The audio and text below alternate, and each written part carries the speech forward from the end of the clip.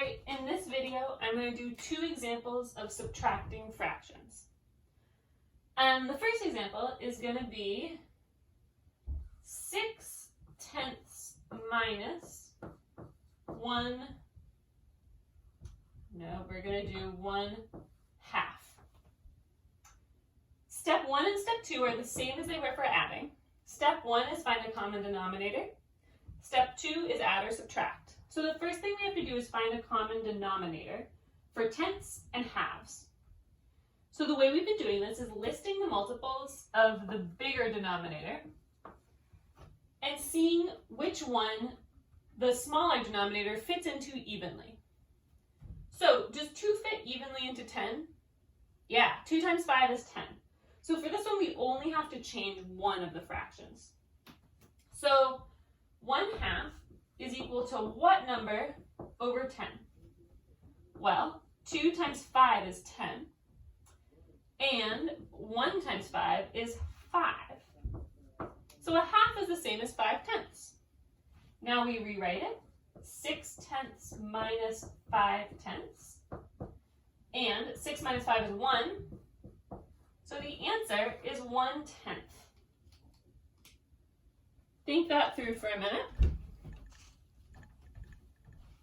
Remember, it's like you have 6/10, you take 5/10 away, so you have 1/10 left. Make sure that denominator stays the same. Let's do one more example. Let's do 10/16 minus 4/24. Nope, that's a terrible one. That's going to be really hard. Let's do minus 4/6. Sure, this one might be hard too, but let's see what we can do. Okay, so the first thing that I notice about this is actually that we can reduce some of these fractions, make them smaller. And that might actually help, because dealing with smaller numbers is easier. So 10/16, I notice that I can divide both of these by 2. 10 divided by 2 is 5. 16 divided by 2 is 8. So these are equivalent. And this one, I noticed I can also divide both the top and the bottom by 2. 4 divided by 2 is 2. 6 divided by 2 is 3. This looks easier to deal with than this, but they're still not like denominators. So let's try to figure that out.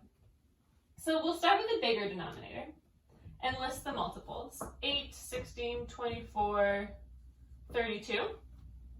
Now we'll figure out which one 3 can go into. Does 3 fit evenly into 8? No. Does 3 fit evenly into 16? I don't think so. Let's see. 3 times 5 is 15, so no. Does 3 fit evenly into 24? Yeah, because 3 times 8 is 24. So 24 is going to be our common denominator. Let's rewrite them. 5/8 is the same thing as what over 24?